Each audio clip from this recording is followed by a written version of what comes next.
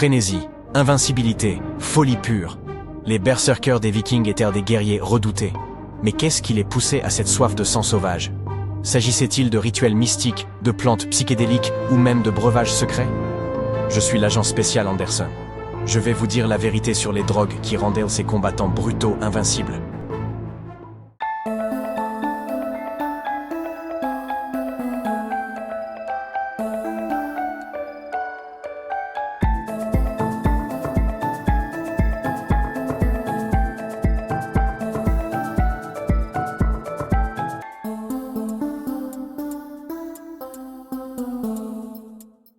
Les berserkers, guerriers légendaires de la culture nordique, sont considérés comme l'une des figures les plus fascinantes et les plus mystérieuses de l'ère viking. Ils sont décrits dans de nombreuses légendes et mythes qui vantent leur incroyable ardeur au combat, leur force quasi indomptable et leur courage inébranlable. On dit de ces guerriers qu'ils devenaient complètement incontrôlables pendant leur rage berserker, une sorte de frénésie induite par le combat, sans se soucier de leur propre sécurité, ni de celle de leurs ennemis. Dans cet état, on dit qu'ils ne ressentaient ni douleur ni fatigue. Même les blessures les plus graves ne pouvaient les arrêter. Leurs ennemis les craignaient tellement qu'ils étaient souvent considérés comme des êtres surnaturels, envoyés par les dieux eux-mêmes, en particulier Odin, le dieu nordique de la guerre, de l'extase et de la sagesse. Dans la culture nordique, les berserkers étaient souvent considérés comme des demi-dieux ou des guerriers dotés d'un pouvoir divin. Cependant, malgré les nombreux récits, la cause exacte de leur rage berserker reste un mystère. Il existe plusieurs hypothèses sur la manière dont ils ont pu atteindre cet état. Des facteurs psychologiques, rituels et chimiques ayant été pris en compte. L'une des théories les plus connues est l'utilisation possible de l'amanite tué-mouche, Amanita muscaria, un champignon à chapeau rouge et à points blancs très répandu dans les pays nordiques. Ce champignon contient des substances psychoactives telles que le mucimol et l'acide iboténique, qui peuvent provoquer des hallucinations, une excitabilité accrue et une insensibilité à la douleur. On pense que les berserkers consommaient ce champignon cru ou l'utilisaient dans des préparations spéciales pour se mettre dans un état de transe qui supprimait leur peur et augmentait leur agressivité. Certains chercheurs affirment que les symptômes décrits par le gang des berserkers, tels qu'une rage exagérée, une perception déformée et une endurance surhumaine, pourraient correspondre aux effets de l'amanite tué-mouche. Une théorie similaire concerne l'utilisation de la jusquiame, Iosciamus niger, une plante également présente dans la région nordique et connue pour ses effets psychoactifs.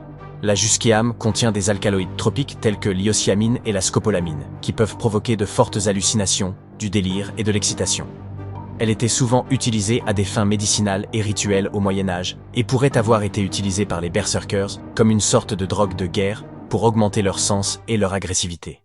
Outre l'utilisation de substances psychoactives, certaines théories laissent entendre que les berserkers obtenaient leur extraordinaire rage de combat grâce à des pratiques rituelles et à des techniques mentales.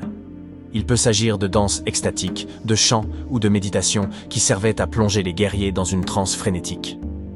Comparables aux pratiques des cultures chamaniques, les berserkers ont pu renforcer leur esprit et leur corps grâce à ces rituels et établir une sorte de connexion spirituelle avec Odin. Dans la mythologie nordique, Odin était vénéré comme le dieu de l'extase et de la guerre, et les berserkers se considéraient souvent comme ses disciples privilégiés. Ils portaient souvent des peaux d'animaux, en particulier d'ours ou de loups, pour incarner la puissance et l'esprit de ces animaux, ce qui renforçait leur apparence redoutable. Ce lien symbolique avec les animaux sauvages pourrait également indiquer une tradition rituelle profondément enracinée, qui aidait les berserkers à se débarrasser de leurs inhibitions humaines et à prendre les caractéristiques des prédateurs. Historiquement, la cause exacte de la rage des berserkers reste incertaine, car il n'existe pas de preuves archéologiques ou écrites directes démontrant clairement l'utilisation de substances ou de techniques spécifiques par les berserkers. La plupart des récits sur les berserkers proviennent de sagas et de chroniques, qui n'ont été écrites que plusieurs siècles après l'ère viking. Ces textes ont souvent été rédigés par des auteurs chrétiens, qui ont eu tendance à dépeindre les berserkers comme des païens sauvages et non civilisés, afin de souligner la supériorité de la culture chrétienne. Par conséquent, de nombreux détails ont pu être exagérés ou déformés.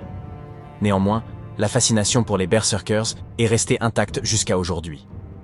Ils symbolisent la force brute, la volonté effrénée et la dévotion spirituelle de l'ère viking, et continuent de susciter des spéculations sur les limites du corps et de l'esprit.